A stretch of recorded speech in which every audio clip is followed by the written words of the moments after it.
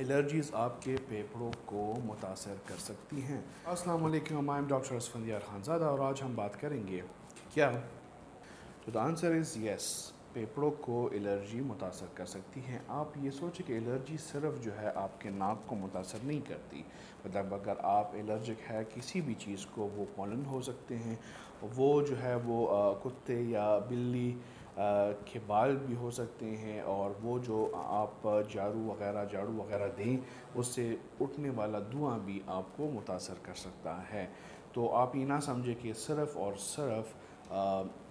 ناک ہی میری ایفیکٹ ہوگی، ٹھیک ہے، یہ آپ کے نیچے جا کر پھیپھڑوں کو بھی ایفیکٹ کرتی ہیں۔ اور تھوڑا میں آپ کو سمجھاتا جاؤں یہ کیا کرتا ہے کہ یہ پولن جو ہے یہ نیچے جا کر پھیپھڑوں میں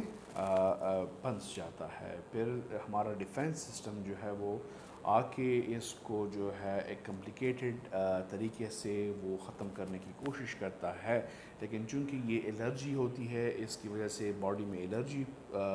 کے سمٹم سٹارٹ ہو جاتے ہیں، تو وہ چیز جو ہے وہ انگلفڈ پارٹیکل جو ہے اس میں ایک ری ایکشن سٹارٹ ہو جاتا ہے، وہ ری ایکشن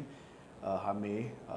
کھانسی اور سینے سے آواز آنے کی شکل میں فیل ہونا شروع ہو جاتی ہے، ٹھیک ہے۔ تو ہمیشہ خیال کریں کہ جب بھی آپ کو الرجی ہو، کسی بھی چیز سے الرجی ہو، تو آپ نے احتیاط کرنی ہے۔ احتیاطی تدابیر میں آپ نے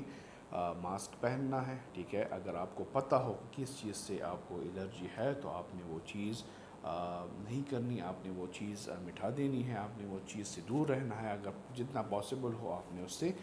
دور رہنا ہے، ٹھیک ہے۔ اور سب سے امپورٹنٹ چیز جو ہے وہ عام طور پر سننے میں آتا ہے کہ الرجی کی ویکسین لگا دی اس سے بندہ ٹھیک ہو جاتا ہے، لیکن نہیں جی، الرجی کی ویکسین سے مطلب آپ اس طرح کہہ سکتے ہیں کہ 1% to 5% پاپولیشن کو فائدہ ہوتا ہے، باقی 95%